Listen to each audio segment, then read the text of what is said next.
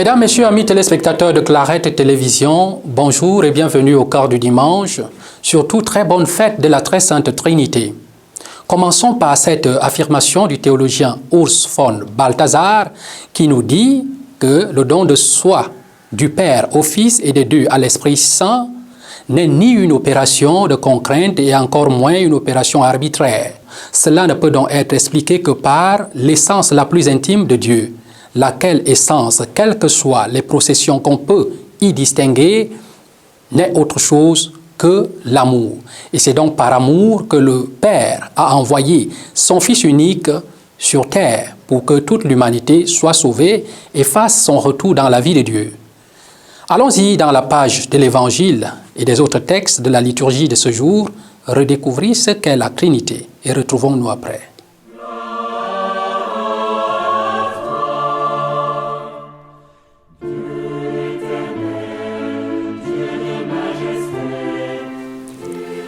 Le Seigneur soit avec vous et avec votre esprit. Évangile de Jésus-Christ selon Saint Jean. Dieu a tellement aimé le monde qu'il a donné son Fils unique, afin que quiconque croit en lui ne se perde pas, mais obtient la vie éternelle.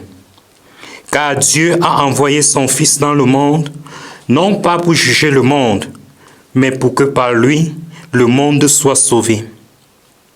Celui qui croit en lui échappe au jugement. Celui qui ne croit pas est déjà jugé du fait qu'il n'a pas cru au nom du Fils unique de Dieu. Acclamons la parole de Dieu. Louange à toi, Seigneur Jésus.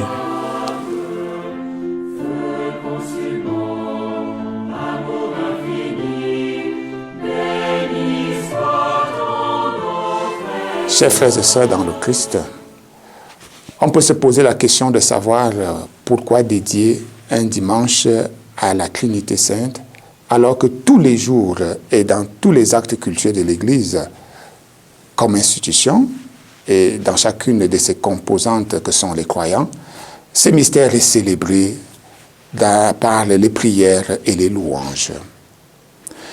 Ce mystère est le contenu de la foi que nous professons en réalité et que nous sommes appelés à vivre. En lui consacrant un dimanche, l'Église veut lui donner un cachet particulier fait de reconnaissance envers le Dieu Tout-Puissant. C'est donc une occasion spéciale qui nous est donnée pour approfondir notre méditation sur cette vérité divine et prendre conséquemment conscience des appels inhérents à notre foi. Quelques interrogations peuvent nous aider à entrer dans l'intelligence de ce mystère, non pas pour prétendre en avoir une maîtrise de connaissances dont nous pouvons nous enorgueillir et qui ne serait que pure illusion, mais pour vivre le mieux tout simplement ces mystères. Qu'est-ce que la Trinité Sainte? C'est un terme qui désigne la nature du Dieu que nous professons. Vérité qui nous est dévoilée par la révélation dont les Écritures sont le fond. Dans la première lecture, Dieu se présente à Moïse dans une réalité foncière comme étant tendre et miséricordieux, lent à la colère, plein d'amour et de vérité. Un Dieu dont l'essence est amour, bonté et lumière. Les autres lectures dont l'Évangile nous parle de l'amour de Dieu qui, de son débordement, a conduit Dieu à donner au monde son Fils pour que par lui le monde soit sauvé au moyen de la foi. Dans l'extrait de la seconde lettre de Saint Paul apôtre aux Corinthiens, il y est fait mention de l'amour de Dieu en référence au Père, de la grâce de cet amour en référence au Fils et de la communion des vies qui découle de cet amour en référence à l'Esprit Saint. Dieu est donc un en trois, Père, Fils et Saint-Esprit. Quel approfondissement et quelle interpellation pour l'homme et pour notre foi aujourd'hui. Nous saisissons de cette vérité révélée qu'en Dieu, nous avons 3 fois le même et unique amour, 3 fois la même et unique sainteté, une présence indissociable des 3 personnes et une action toujours conjuguée. C'est un Dieu aux 3 visages, dont la lumière est comme 3 soleils qui ne forment qu'un. Ce qui nous fait saisir que quand la communion est profonde, l'unité est parfaite, le bien germe de toutes parts et la vie devient une réalité heureusement partagée et absolument communicative. La beauté de ces mystères qui nous est donné de contempler spécialement aujourd'hui en y consacrant exclusivement du temps a pour objet de nous faire saisir la vocation profonde de l'homme qui, comme dans la Trinité Sainte, doit s'assumer dans une expression de vie et de communion. En effet, nous avons été créés à l'image et à la ressemblance de Dieu pour devenir reflet de son être et de son agir. Ce faisant, cette fête liturgique éveille l'homme à sa grâce et à sa grandeur. Il est l'icône de l'amour du Père. Il est la présence de l'amour rédempteur et sauveur du Fils. Il est la manifestation de l'amour consolateur du Saint-Esprit. Qui aurait pu nous dévoiler ces mystères de Dieu et le mystère de l'homme dans la projection divine, si ce n'est Dieu lui-même? C'est toute la grâce de Jésus, Verbe de Dieu éternel, incarné et eucharistié, qui pourrait nous rendre capables de la vie éternelle à laquelle nous appelle le Père dans le Fils Jésus, sinon l'Esprit Saint. C'est sa puissance qui nous libère et détruit les œuvres de la mort qui nous dévoient du chemin de la vie en nous faisant prendre celui de la perdition. On peut comprendre alors dans la deuxième lecture Saint Paul qui nous invite à rechercher la perfection.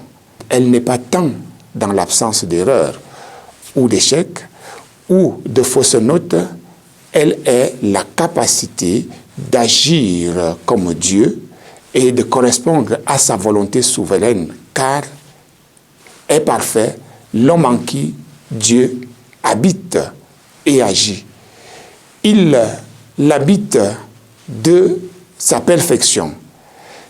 Une telle atteinte ne peut que nous faire exulter de joie et connaître la paix. Après avoir contemplé Dieu, nous pouvons vivre maintenant comme des fils de Dieu, dans l'amour et la communion, par une expression fraternelle qui nous porte à nous réconcilier et à rester unis, à promouvoir la collaboration et la solidarité. Il y a tant de choses sans importance qui nous séparent et qui nous divisent, et même qui nous font souffrir. Mais il y a tant de moments de bonheur que nous pouvons partager si nous retrouvons la vie de communion en vivant l'amour véritable. Loué soit Jésus-Christ, à jamais.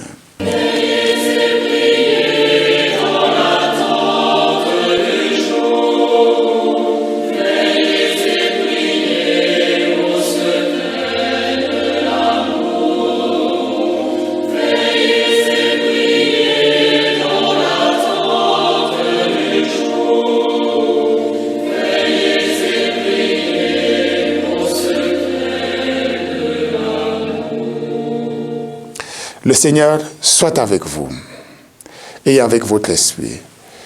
Que le Dieu de la vie, le Dieu de toute bonté, le Dieu de tout amour, qui nous appelle à partager sa vie et à demeurer dans son amour, dans une expression fraternelle de plus en plus affirmée, comme nous rassemblant et nous unissant, que ce Dieu donc fasse descendre sur vous sa bénédiction. Au nom du Père et du Fils et du Saint-Esprit. Amen.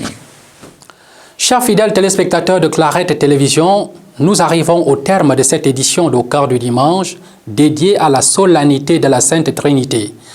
Nous disons que la foi en Dieu est connexe à la connaissance de Dieu. Et pour nous chrétiens, ce Dieu se dit un et trine à la fois. Il est Père, Fils et Esprit Saint. Il est un Dieu de communion et d'amour. Merci de nous avoir regardés. Au revoir et à dimanche prochain.